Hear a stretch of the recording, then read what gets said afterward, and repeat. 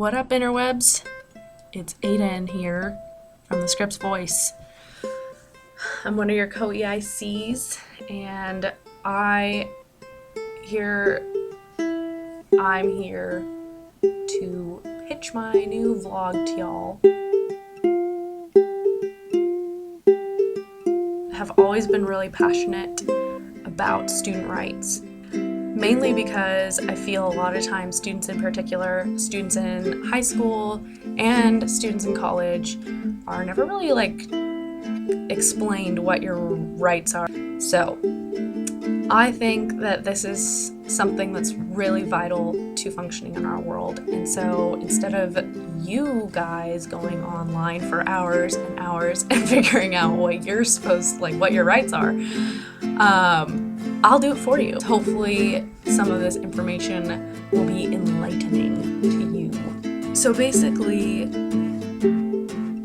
as a student, you're in this sort of weird purgatory area because you're an adult, but you're in a space, if you're at college, you're in a space that still is kind of allowed to not trample on your rights, but they're still kind of allowed to invade your rights in ways that they wouldn't be able to if you lived in your own house off campus. And also, cops like to pull over young people just because they're young, and they're taking advantage of the fact that you don't know much about the law, they think. So I was just gonna give you guys some tips and tricks for when you get pulled over or stopped by the police.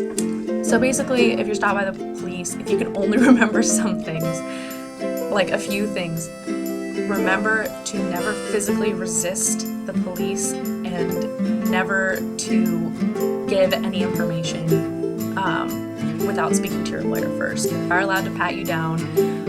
If they want to search your persons, like your pockets and your bag, you do not have to consent to the search.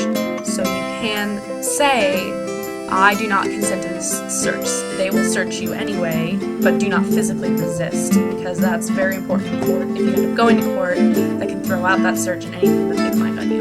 So thanks you guys so much for tuning in. The rest of my vlogs are gonna be kind of the same thing as this, sort of analyzing law, rights, and situations that are sometimes confusing when you're interacting with law enforcement.